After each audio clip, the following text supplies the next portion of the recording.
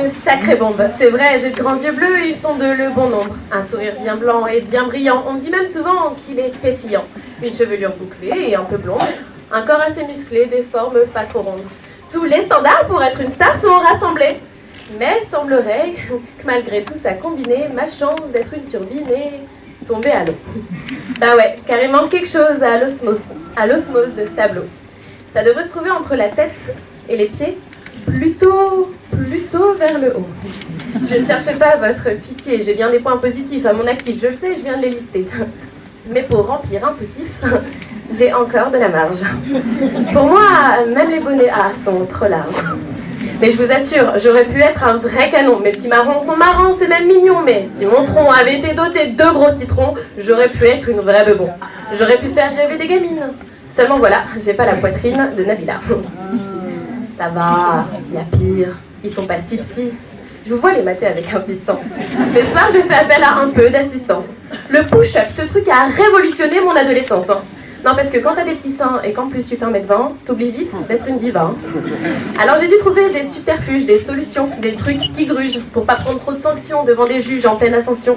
Je vous parle des mecs au lycée.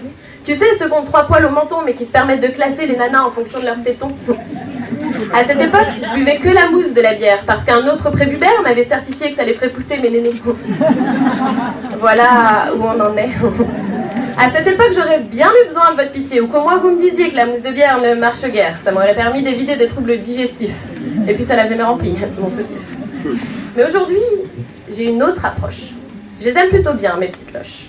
Moi au moins quand je fais du sport, mes seins restent proches de mon corps. Pas besoin de dépenser des fortunes pour les maintenir, j'ai pas de lacunes. Les brassières qui coûtent un bras ou encore les fameux Wonder Bras ne feront jamais partie de mes achats. Et c'est bien mieux comme ça.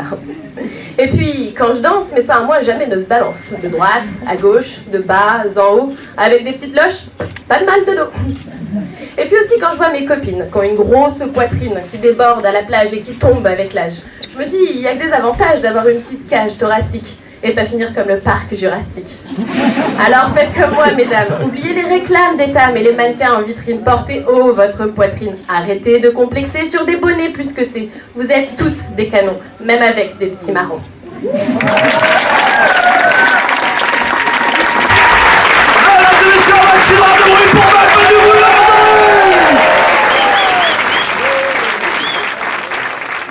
Effectivement, Mel, nous avons...